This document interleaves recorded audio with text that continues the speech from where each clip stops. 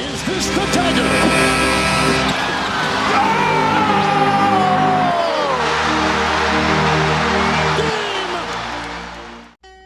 G'day guys, JB here coming at you with our first review of the 23-24, make that the 24-25 NBA season. 1 week in the books and results are starting to flow in. We're starting to see how each team is going to pan out. We're certainly starting to see how the chemistry of each team is panning out, how players are looking, how teams are looking, how conferences are looking, and exactly how matchups are starting to pan out. I'm not a big preseason guy, purely by the fact that there are a lot of things that change in the regular season. So without further ado, let's get into it. Let's get into my week 1 review for the 23-25, sorry, not the 23-24. God, that's a force of habit. Did that many of them last year. Let's get into the review for week 1 of the 2024-25 NBA season. Starting in the Eastern Conference, as always, and we'll go in alphabetical order. We will start with the Atlanta Hawks. 2-2 on the week to open up the season. Finished 6th in the conference. Defeated Brooklyn and Charlotte in their key wins. And their standout player was Trae Young. 26.5 points, 5.5 rebounds, and 10.8 assists. Of course, Trae Young, the very last guard, let alone player, in league history to lead the league in total points and total assists. Previous to that was Tiny Archibald. 1.5 steals, 0.5 blocks. But as we know, Trae not the most efficient of shooters and can be a bit reckless with the ball.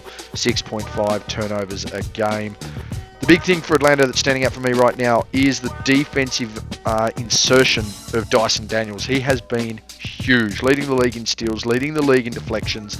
He has been an absolute menace. Now, there obviously have been some times there where players have been putting up points, there's no doubt about it, but I want you to go and look at the breakdowns of those games. When you look at those particular players, like you look at a LaMelo Ball, who had some really good points. You want to go and look at the scoring of a Cam Thomas and look at the breakdown there. Just look at how many points were specifically scored on those players, by those players on Dyson Daniels, specifically there. It's one of the key features that you'll find on my Twitter this year, Justin_G_Bryan, going through and looking at the defensive breakdowns, in particular defensive plays or standouts on the day. Dyson Daniels, a real standout there for Atlanta. 2-2 through 4, they will need to lift that efficiency, but I am liking the insertion of Daniels as that defensive stopper. He is covering some huge ground there, and I'd really like to see some of the advanced data on that.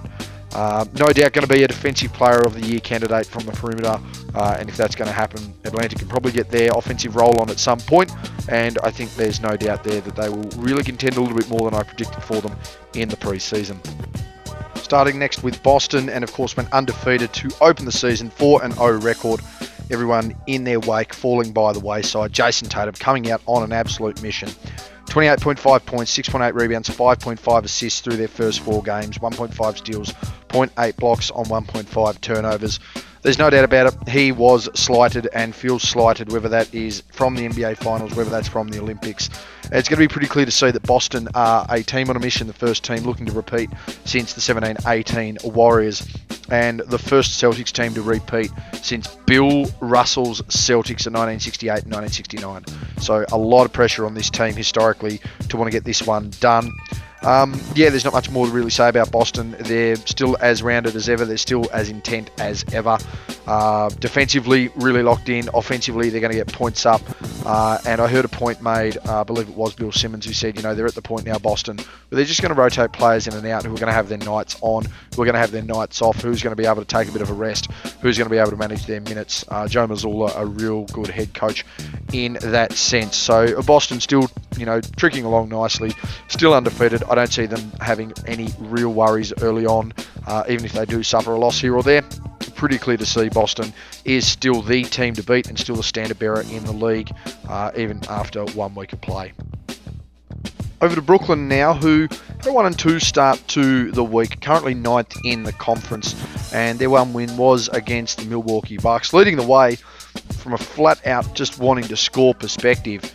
Cam Thomas, 30.7 points, 5.3 rebounds, 2.7 assists to go with 1.7 steals and 2.3 turnovers. There's one thing that Brooklyn are certainly not going to do. They're certainly not going to be able to lock you up, and I certainly don't think they're going to cause any defensive issues in the league. But they're certainly going to try and run you off your feet. There's no doubt about it right now. Brooklyn are just looking to take every shot they can. They are wanting to get up and down the floor. They are wanting to try and create a mess of the opposition and just get into a track meet there. I mean, the big thing that worries me with Brooklyn is their lack of defensive ability. Ben Simmons is back into this lineup. And if he can get any confidence instilled into him and they can really run a point forward through him, there's no reason they can't sort of create a bit more of a defensive identity. But as it stands right now, Dennis Schroeder and Cam Thomas are just wanting to get up and down the floor. They're just going to try their absolute best to run you off your feet and try and get points on the board. I saw a comment before and previously there that, they're going to be a league pass level team and something that people are going to watch. If you just want flat out offensive game and shot jacking, this is certainly going to be the team for you to watch. But ultimately, they're not going to win many games, and the only reason they are going to is if they just purely try and put more points on the board. Last great example of this was Washington. I believe it was 17-18, 18-19. Could put 120 points on the board, but couldn't guard 130, and I think Brooklyn is in a very similar situation here right now. Charlotte also started the week 1 and 2, 11th in the conference, managed to get the win over the Houston Rockets, and LaMelo Ball playing the basketball that we know when he's healthy he can play. 31.7 points, 7 rebounds, 7.3 assists, 1 steal, 0.7 blocks, 5.7 turnovers, and that's the real issue that I have along with the health card, but certainly the issue I have with Charlotte. It's just how efficient they're going to be. They're not going to be afraid to run up and down the floor like Brooklyn, but they're going to give up as many possessions if they're not careful. Defensively as well, they certainly don't clean up from their mistakes. It's something that's been highlighted with the Charlotte team for quite some time. They have a very big inability to play defense. They have a very big inability to maintain the ball. Really, this is a side that needs to capitalise on its rebounders. It needs to capitalise on its bigs. It needs to make the most of guys that are willing to just essentially make a play on the glass. Because if these guys are willing to make a play on the glass, then you're sort of more open to these guys wanting to have more of an offensive night, certainly a more offensively inclined night as far as just getting up and down the floor, getting shots up and trying to really run a track meet, much like Brooklyn with your team. Of course, the ultimate goal here is going to be for LaMelo. Can he stay healthy? Can he get a full season out of him? The question about who was going to be the best rookie of their class is well and truly over. Anthony Edwards has certainly answered the call on that one. But it'd be good to see if LaMelo can be healthy. It'll be good to see if LaMelo can start contributing. I think if you're going to get some consistency and some real performance out of this lineup, he's going to need to maintain that health, and that's going to be crucial moving forward. For the Bulls, an interesting start, 2-2, 5th in the conference. Got wins over Milwaukee and Memphis. Vucevic consistently probably their best player. Certainly not by any means a single game standout, but certainly the constant right now for this team. 20.8 points, 10.3 rebounds, 3 assists, 0.5 blocks a game and 1 turnover. A really dynamic big that's, been reasonably complimentary when the Bulls have been on fire, or certainly had form over the last couple of years. And yeah, it's just going to be really interesting to see whether they can keep this up. Josh Giddey, the latest recruit into this team, he's been playing really, really well. It looks like Zach LaVine has been reasonably committed to the game so far. Vucevic is obviously continuing, but Kobe White able to take that next step as well is going to be really, really crucial. Patrick Williams living up to that contract, going to be really, really crucial as well.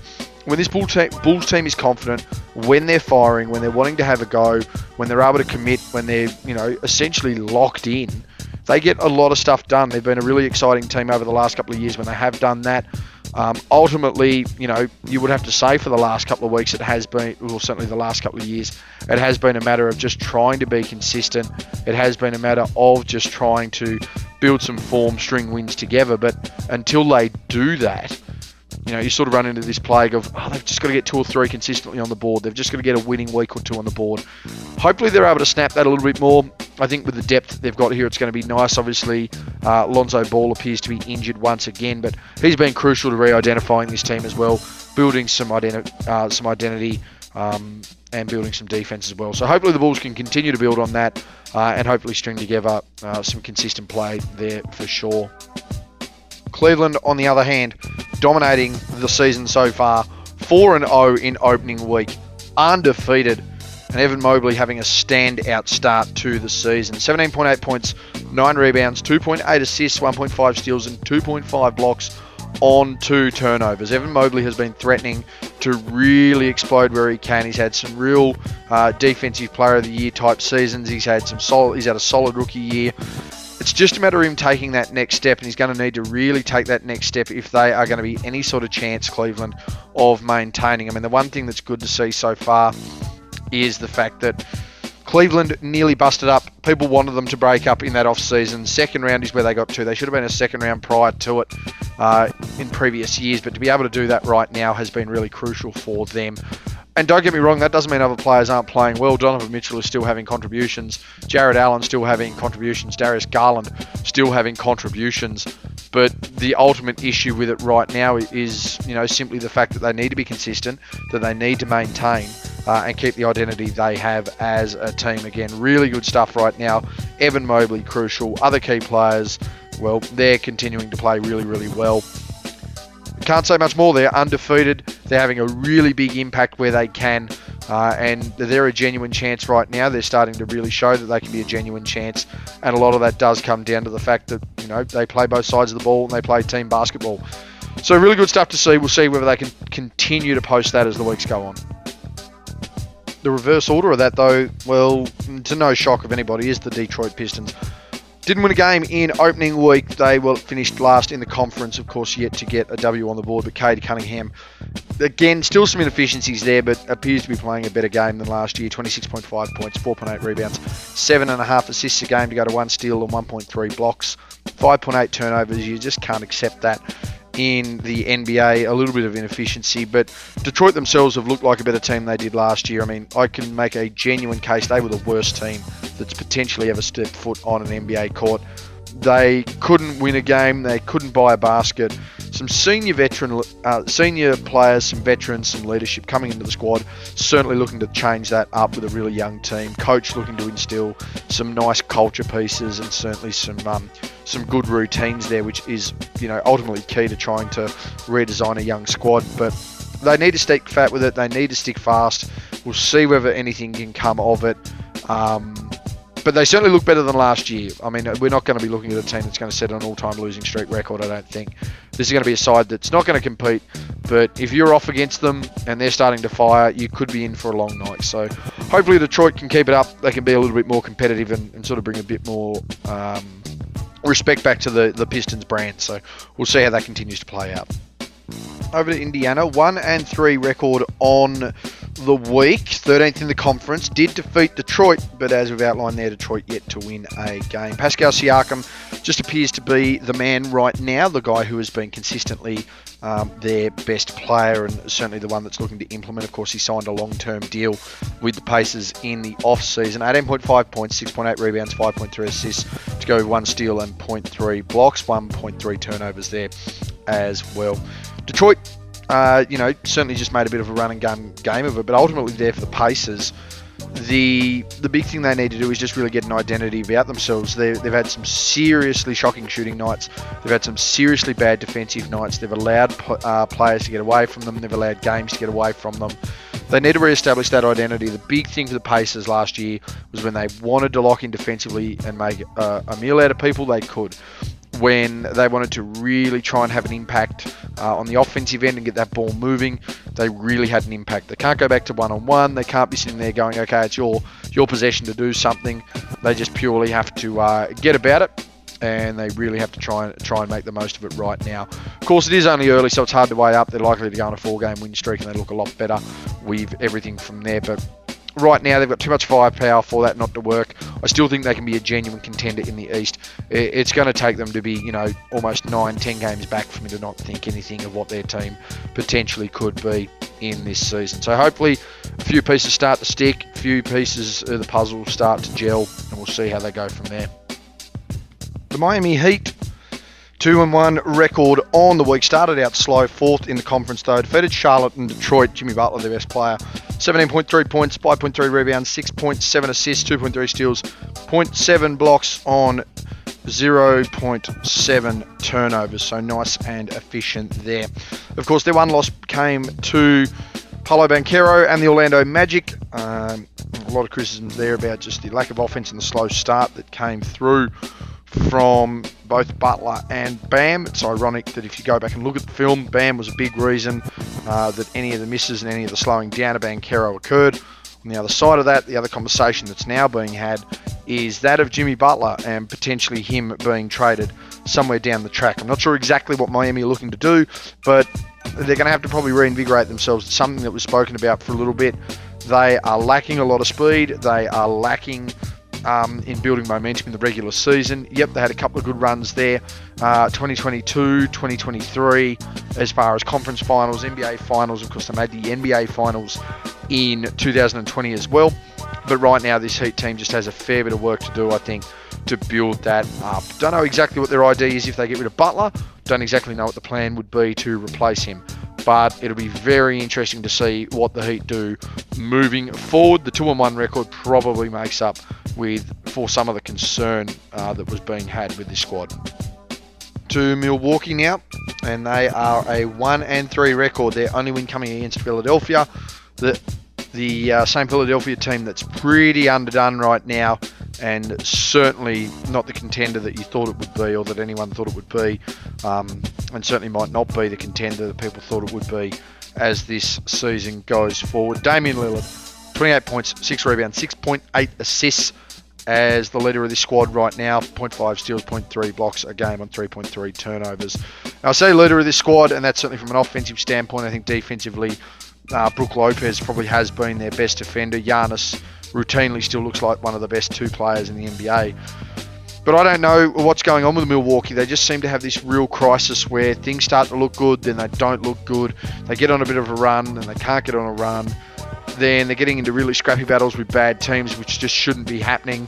Other times against teams that are really, really good, they can't play a free-flowing style of game either. If they play a really poor opponent, they can't play a free style of game. Doc Rivers probably has a little bit of work to do with this team, but I just wonder how many of them are checked out at this point. This is a team that clearly had plenty of opportunities to go and win it all over a 3-4 year period. They managed to get one out of that there, but right now, when you look on the horizon, when you look at this roster, you don't see too much happening. Still plenty of time left in the season, as we mentioned, but we're 5% of the way through already, and they've only won 25% of their games. So, big turnaround needed here for Milwaukee, particularly in the second week. The Knicks, the Nova Knicks, the no vote of confidence Knicks right now as they sit 1-2 through the first week of the season. 8th in the conference, got the win over Indiana. But as we've discussed with Indiana, I wouldn't have called it a major highlight right now. Jalen Brunson still sticking out as their best player. 23 points, 2 rebounds, 4.7 assists on 2 turnovers. And it's just a big chemistry thing right now for the Knicks. There's clearly an ability for this team to play. There's clearly an ability and clearly plenty of options on both sides of the ball. It's going to come down to chemistry because Karl Anthony Towns is going to want his bits. Karl Anthony Towns is going to need to try and fit back into this squad. He's going to need to be accountable. Everyone knows Jalen Brunson's the leader of this team. All-NBA level player last year. MVP candidate last year. Really that simple. Ultimately now it is just a matter of trying to build that team up, to trying to get things done. The pressure in New York is going to be immense. This is a team that should have gone to the conference finals last year. This is a team that can go to the conference finals this year. And if they can get everyone firing and fit and get the garden rocking and rolling, then there's no reason they can't get there. But right now, just finding their feet. As I said, I think it's going to be some chemistry stuff over the next couple of weeks. Just a matter of trying to get that right, trying to get fits in, trying to get everyone possessions, and ultimately trying to sell the New York crowd on how important this team is. Because it's all well and good for you to play some good basketball and deliver, but you've got to sell the home fans. You've got to sell the local market that you are a team to compete and a team to beat. Right now, that's something they're still looking at doing.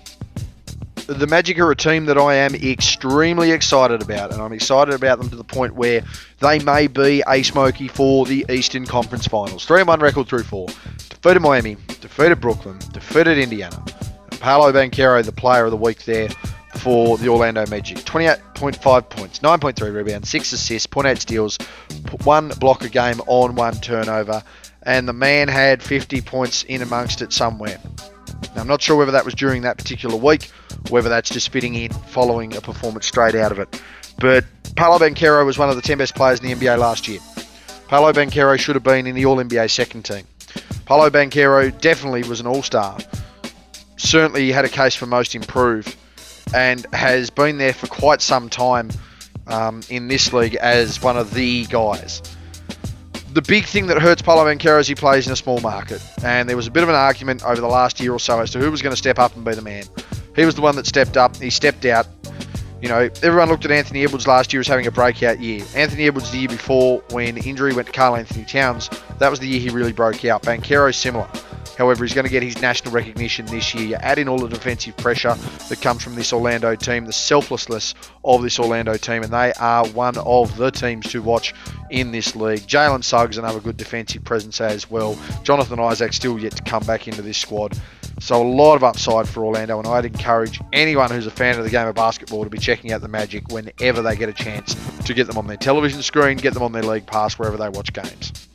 And then we go to the other side of the scale in comparison there, and we come to Philadelphia. 1-2 record on opening week, currently 10th in the conference. They defeated Indiana.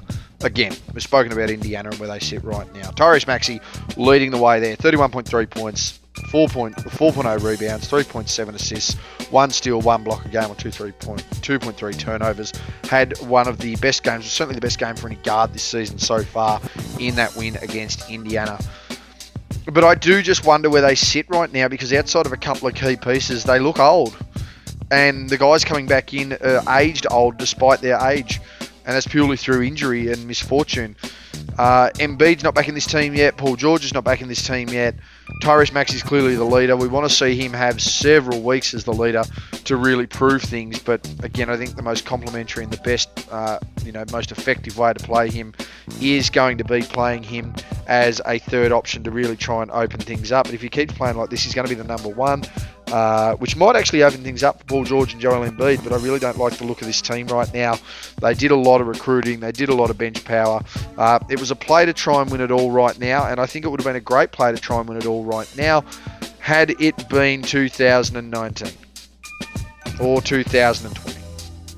Because as it stands right now, I think they're a little aged. I think they're a little slow. I don't see any consistency, and there's not a lot to like about Philadelphia right now. That could change, but it's going to have to change pretty quickly, because otherwise they're going to be stuck in the mud and going nowhere.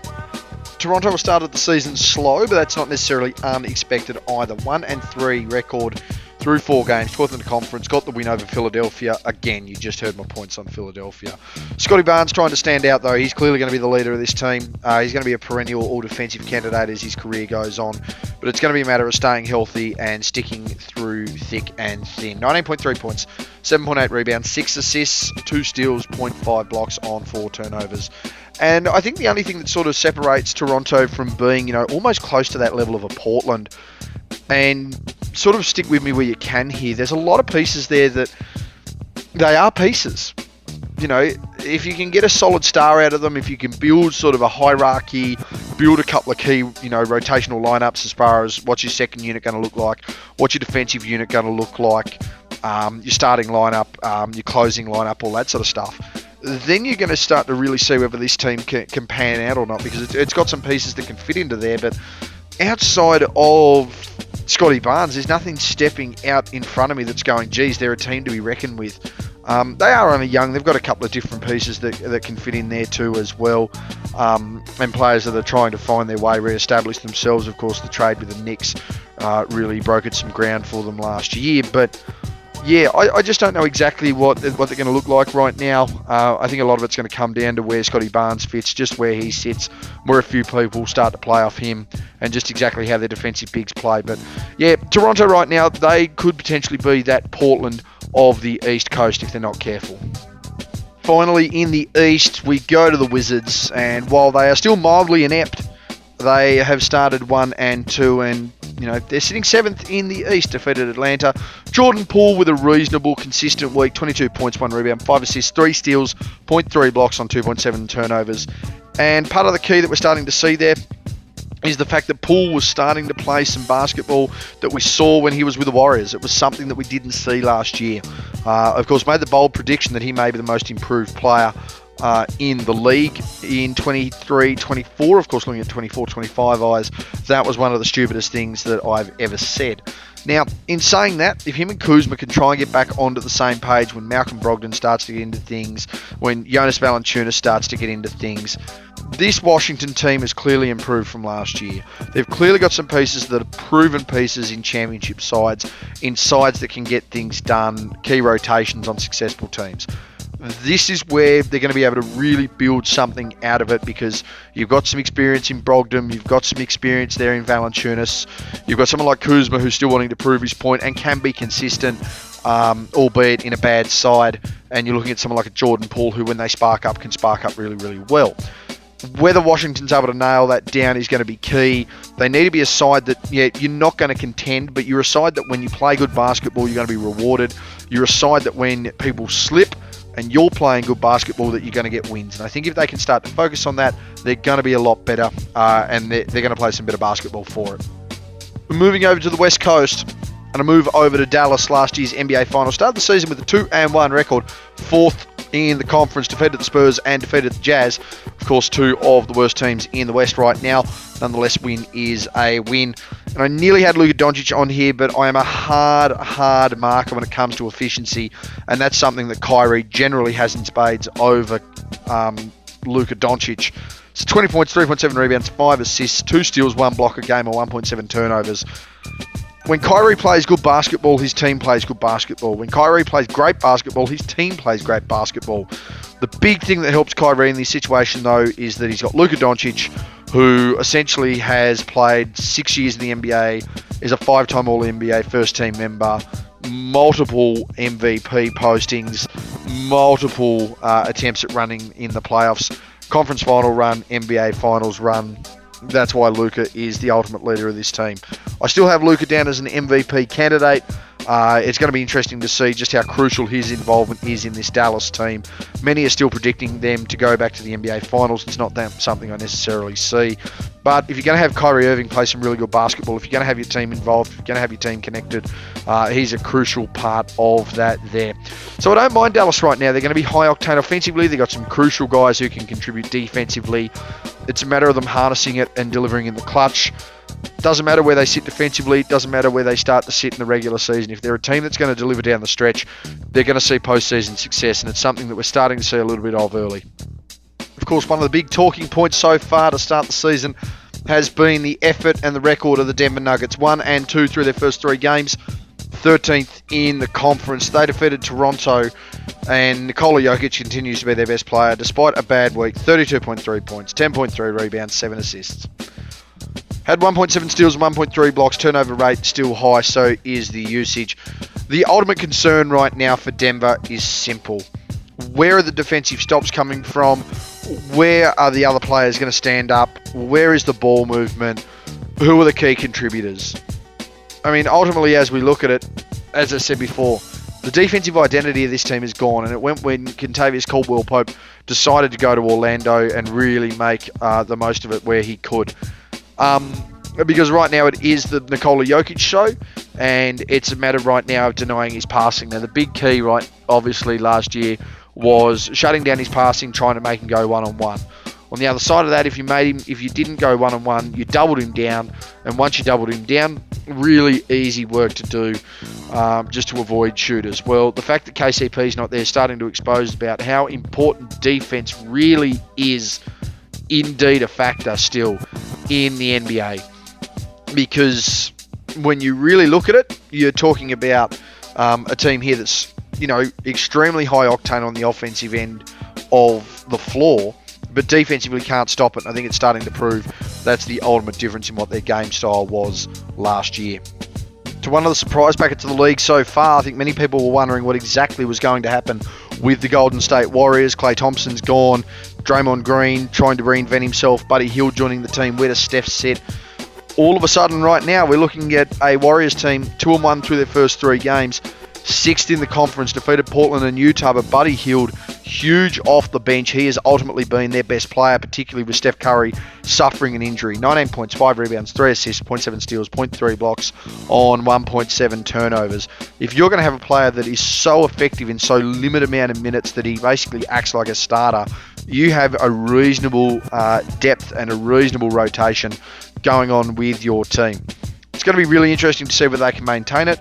It's going to be really interesting to see exactly what the attitude is of Draymond going forward. It's going to be really interesting to see how Steph comes back from that ankle concern that he's got right now. Of course, he did have a history of ankle concerns when he was younger. At some point, that's going to catch up with him now that he's older. But the big question here, how much of an impact was Klay Thompson on the chemistry issues last year?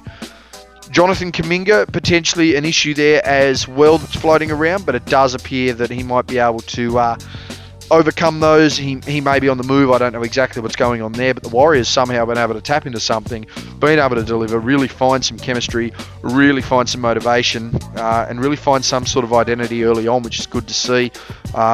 If that's not there, they're certainly not competing how they are, and they certainly aren't a top 8 team in the West. So we'll see how much they can continue on and continue to compete.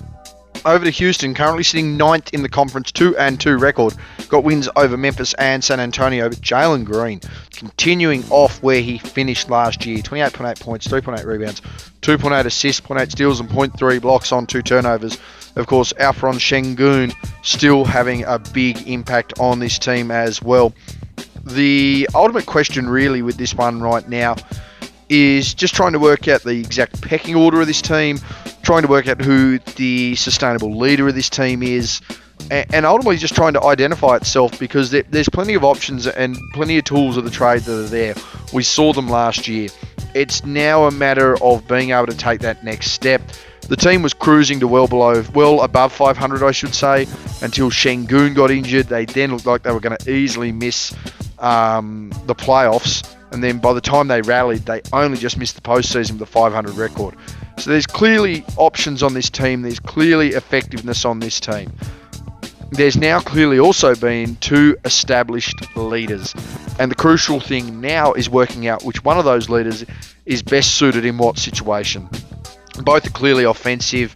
They call them baby Jokic moments there for Sengun when he really starts hitting his stride in the post and facilitating and getting things done.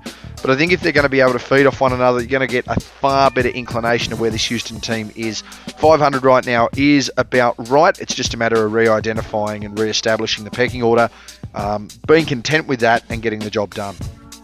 The Los Angeles Clippers, many were wondering exactly what was going to happen to this team, particularly when the announcement of Kawhi Leonard being out indefinitely came through. But they've started okay, a 2-1 record, 5th in the conference, defeated Denver and Golden State. And the big key out of all of that is the fact that Ivica Zubac has been standing up and certainly has been their best player for me over this particular week. 22.7 points, 14 rebounds, and 4.3 assists. He is just a matchup nightmare on the offensive and defensive end. 0.7 steals, 0.7 blocks on 3.3 turnovers. In that first game, it looked like it was going to be a really tough slog without Kawhi. It was going to be a really tough slog in trying to establish themselves to see exactly what would happen. But James Harden, now the, quote, number 1 option, it's a matter of time to see exactly how that pans out. But if he's going to go into an assist mode there, and if he's going to go into facilitating, then you're going to see opportunities here like this for Zubac. You're also going to see opportunities like you did for Norman Powell. Now, if they're able to continue to push those there, Terrence Mann alike, then you're going to see some floor spreading, you're going to see some tough matchups. It's going to make things a lot easier if or when Kawhi Leonard manages to return to this team. It's also going to ease the burden there on James Harden. The key factor, though, is that they're going to have to maintain it, because the last thing they need to do is to go into some ISO ball and really take away from the production that they're trying to produce here as a team. If they can try and stay above 500 and try and be consistent, if they try and get a break sort of every 2 weeks on 500, then you're looking at a team that's certainly going to be in the playoffs. It's something they're certainly capable of doing. It's just a matter of turning the other way and being able to play defense as well. From the Clippers to the Lakers, 3-1 record to start the season. 3rd in the conference, defeated Minnesota, Phoenix, and Sacramento. Lost the return bout to Sacramento, and Anthony Davis balling out, looking to have his best season as a Laker, and certainly the best season he's had as a player since 2017-18. Started the year with 32.8 points, 12 rebounds, 3.3 assists, 1.5 steals, 2.5 blocks on 1.5 turnovers. He's arguably been the best player in the NBA. And that's something that we see when Anthony Davis is healthy. He looks like the best player in the NBA. Credit to the Lakers right now, though. Not only are they locking in defensively, but offensively, they are a different team, and it's as simple as moving the ball. It's as simple as giving people opportunities, where they can shoot the ball, where they can score the ball, where they can utilise their skill set. And the other key to that there is the fact that the ball's not stagnant. The ball's not, being pounded by LeBron James waiting for a possession. It's not going down to AD and just trying to bail them out whenever they can. There's genuine movement. They're getting up and down the floor. They're swinging the ball. They're locking in defensively. And they're transitioning out of their defense into their offense really, really well. Whether you want to credit that to JJ Redick, I'm not too sure. It certainly has to have a hand in it. But it's a matter of how the players also react to that coach and the implementation. So it's going to be interesting to see exactly how the Lakers continue to push through, whether they can continue to play that same level of basketball that we're expecting from them. If so, we're looking at one of the better contenders in the league. But there's also still a lack of depth, and it's going to be interesting to see how that depth plays out moving forward. Over to Memphis, 10th in the conference, but still at 500, 2-2 record, defeated Utah and Orlando. Desmond Bane, a guy who had a really good contribution to the team last year, and a guy who's looking to have more of a contribution again this year. 21 points, 5.3 rebounds, 3.5 assists, or 1.3 steals, 0.8 blocks on 1.8 turnovers. The crucial thing for Memphis right now is building chemistry, and I know we talk about it, but they essentially haven't been a full team for 2 years. But they've started to show sparks of what they can do. They're starting to show their depth and exactly what they're able to contribute there on both sides of the ball, because I think that's key to remember. They're a team that has quite a number of players on the offensive end that can score. You've got quite a number of players on the defensive end that can get the job done. Now, they're going to need to build that chemistry to be able to get that consistency, to get players in the right position to be able to dominate that game. Health is going to be the other concern as well. You don't want players that haven't had a lot of game time trying to extend their minutes, but they just keep uncovering players as well that are really able to contribute. Guys that you wouldn't think much of, that manage to come in and play a role, get a few minutes, really contribute to the team, and that forces people to step up as well. I still think Memphis can be a playoff team. I think they can be a genuine contender as far as making that top 6 in the West, and really start to excite a few people there as well. We'll see whether they can maintain it. We'll see exactly what they're able to do. But I'm really liking Memphis right now. They're a team that, I think if we look at them by the end of December, they're certainly a different team to how we see them now towards the end of October, early November. Looking at Minnesota, they started with a 2-1 record, 7th in the conference, defeated Sacramento, and Toronto did go down to the Lakers on opening night. And part of that was the simple reason of where Julius Randle fit into this team, but he was crucial in their 2 wins against Sacramento and Toronto, and for me was pretty much their impact player of the week. 24.3 points, 7.7 rebounds, 4.3 assists on 3 turnovers. And as we know, it's going to be crucial, the success of this team, depending on just how well he plays. Because Karl Anthony Towns was a bit of a make and break guy for them. But the difference with Karl Anthony Towns is that he was committed only to trying to shoot a jump shot, not trying to get inside. And I don't think we're going to have that issue there with Julius Randle. Defensively, I still think they're there. There's no doubt about it. McDaniels, Nikhil Alexander-Walker, Rudy Gobert, Mike Conley, Rudy Gobert with a really good start. And that's something that's not going to get spoken about. And that's the effort that Rudy Gobert had. Anthony Davis had a huge opening night game against against Minnesota. There's no doubt about it. But go and look at the breakdown. You can find it on my Twitter. Go and look at the breakdown of exactly how well Gobert played him one-on-one. There's no doubt about, for me, in a one-on-one situation, Gobert won the matchup. Which then speaks volumes to me that the one guy that hurt them was, the guy that outplayed everyone else when he wasn't guarded by Rudy Gobert. So certainly a little bit of work that needs to be done maybe in refining that process when they have a lead on a matchup. But other than that, I certainly have liked exactly how Minnesota have looked to start this year. Over in New Orleans, they started pretty fresh as well. Defeated Chicago, defeated Portland, 2-1 record in the opening week. CJ McCollum, the most consistent player there, 23.3 points, 2.7 rebounds, 3.7 assists to go with 3 steals, along with 0.7 blocks and 1.3 turnovers. This side, for some reason, just feels like it's going to run out of luck, and it's already started to happen. Dejounte Murray, 14, 8, and 10, broken hand. He's out for 3 weeks. A guy that really needed a decent start, was a guy that pretty much was the man in Atlanta by the end of his second season for me. Clearly the better player, clearly the better defender than Trae Young. Manages to go for pennies on the dollar, essentially, over to New Orleans. And now he's got a broken hand. So the consistency of the health of this Pelicans side even just one game into the season, multiple years into this run here with Ingram and Williamson, still dealing with some issues. So we'll see what they can rebound from. But I mean, this is the key with CJ McCollum. He's been this glue guy, been a guy who's been able to do quite a number of things for a number of years now. Was able to do it in Portland, has stepped up at times, sometimes too much here in New Orleans, but's able to continue to do that. On the other side of it, you're talking about getting Brandon Ingram effectively playing. You need to get Zion Williamson playing effectively as well. So that's all part of the equation there for New Orleans. Depending on how they continue to play, depending on what the balance is, depending on the chemistry, seeing when the return of Dejounte Murray is, will ultimately decide where this team sits. From early outlooks, certainly look like they could be a top 8 team. Speaking of top 8 teams, we're talking about potentially a top 1 team in this conference. The Oklahoma City Thunder, 3-0 record to start the season, undefeated. Chet Holmgren, he was runner-up rookie of the year last year. I mean, it was pretty obvious that he was going to be. But what it looks like he's going to be doing in his second season and beyond is really going to make for an interesting matchup against Victor Wembanyama going forward.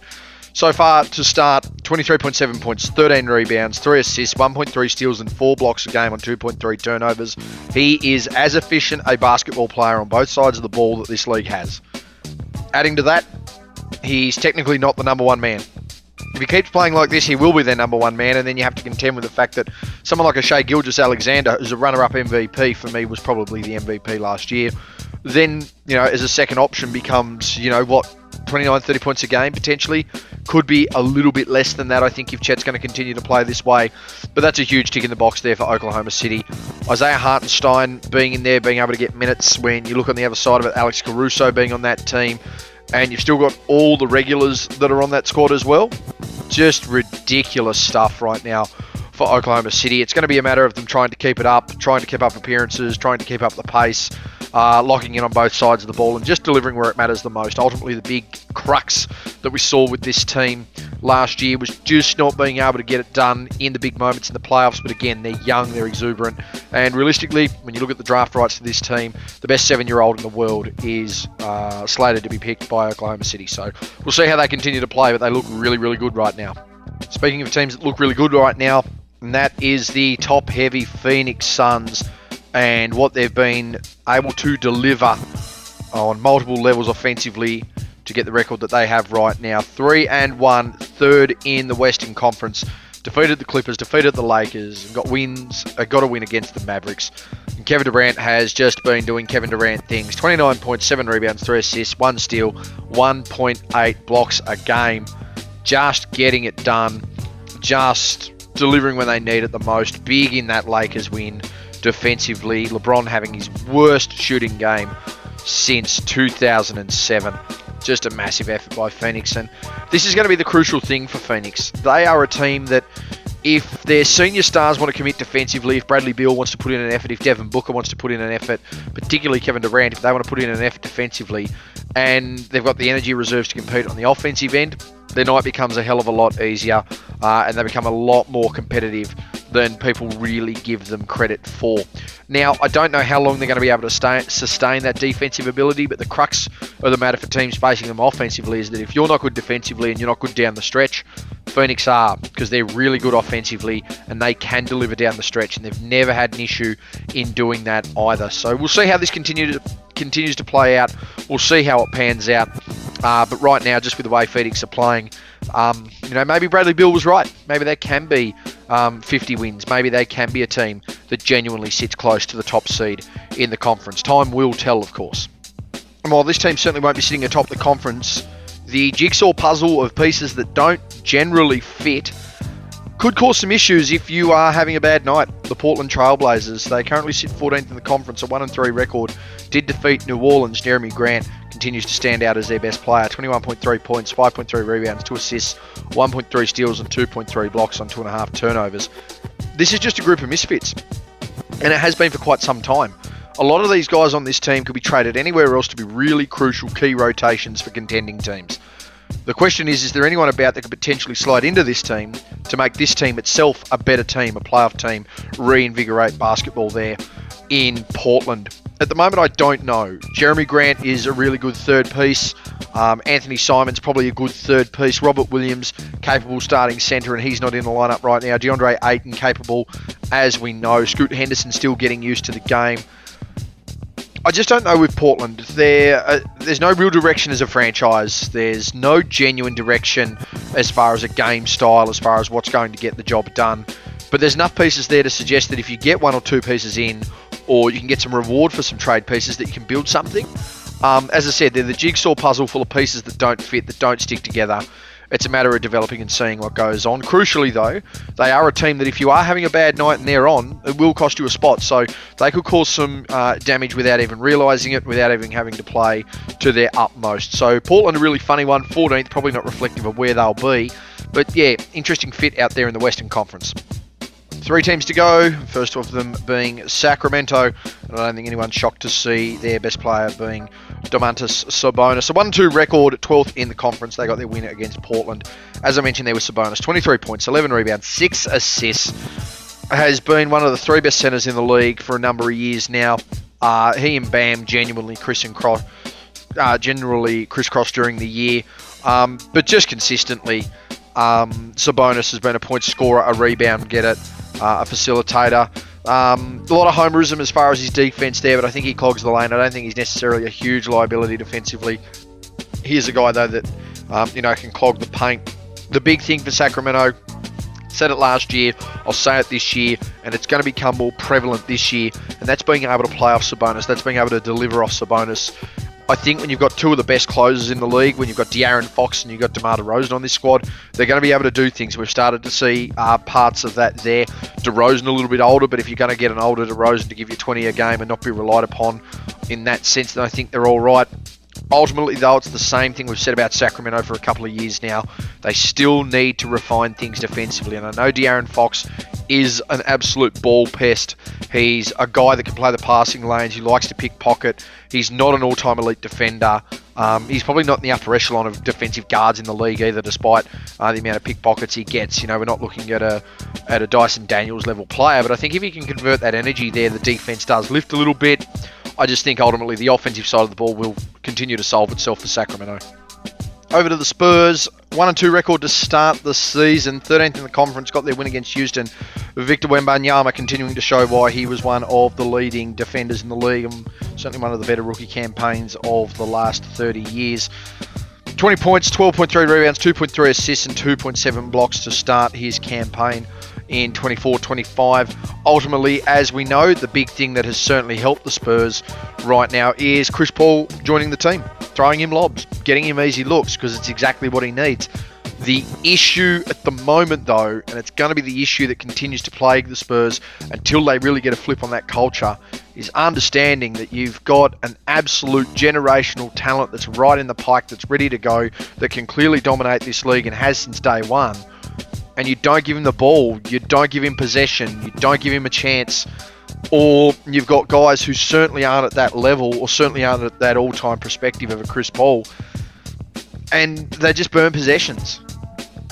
And it's the ultimate thing that's going to kill San Antonio. It's their ability to burn possessions, and not burn possessions as in like caught into a shot clock violation. Burn possessions as in not getting the ball in the right hands. That is the ultimate goal of the Spurs this year. I would love to see Wemby with a 36% usage rate percentage. Wemby with a 36% usage, my God, we're a different basketball team. Chris Paul is probably the guy who needs it second, which is scary at his age.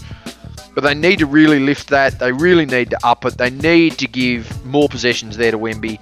They certainly need to cut out some of the middle ground there with the rest of their players. There's no doubt about that. And finally, we go over to the Utah Jazz, yet to win a game in the West, but they have showed glimpses of runs that we saw last year and certainly the year prior. It's just a matter of them trying to get this down, particularly with the man on screen. As I said, yet to win a game, they are last, but Lauri Markkanen signing to that huge extension. He's ultimately going to be their marquee guy, and they're going to need to do something either with him or, if they can utilise his contract, trade him out. One of the two. But I would say with the signing they've had, certainly need to try and stick with him. 21.7 points, 8.7 rebounds, 2 assists a game to go to 0.3 steals and 1.7 blocks. He's yet to turn over the basketball. Here's a big guy that can do everything that a guard can do. Here's a guy that could have a Carmelo Anthony level of scoring, and he's a bigger guy. That's just the kind of prospect that Lauri Markkanen can be. And I say prospect despite the fact he's been in the league for umpteen years. He's been trying to apply his trade, apply his craft. He's finally getting a look on it there and really seeing an opportunity. It's just a matter of Utah really trying to make the most of it. If they don't hurry up and do it, then you're going to have signed a guy to a big contract. You've gone 2 years in. You're looking to clear him out. You're looking to start again. That's certainly something that they're not going to want to do. For the Jazz, it's then a matter of understanding he's your number one guy. I understand Colin Sexton can score the ball. I understand that Jordan Clarkson likes possession. Can you utilise Walker Kessler a little bit more effectively on the defensive end? When they start really factoring these things out, they've got 4 or 5 players that can make them a key rotation and make them a winning basketball team.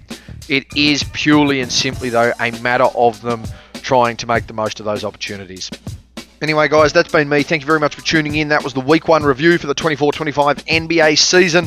My player of the week in the Eastern Conference, certainly without a shadow of a doubt, was the man Jason Tatum. Got a lot of work done there for Boston, really stepping up, and I think he's going to be hungry on the West Coast in the Western Conference. Anthony Davis, for me, right now the best player in the NBA. Had a case for it again last year as far as how he was playing. Wasn't necessarily getting the wins, but was showing it on both ends of the floor. I just don't get how a guy gets all defensive nods, how a guy is so close to All-NBA first team, not considered the best player on his team. Doesn't make much sense to me, but he's really starting to show that this year, and I think the Lakers are going to thrive a little bit more. Who have you been surprised with from a player standpoint week 1? Who have you been surprised with from a team standpoint week 1? Let me know down below. Anyway, guys, that's been me. I'm out.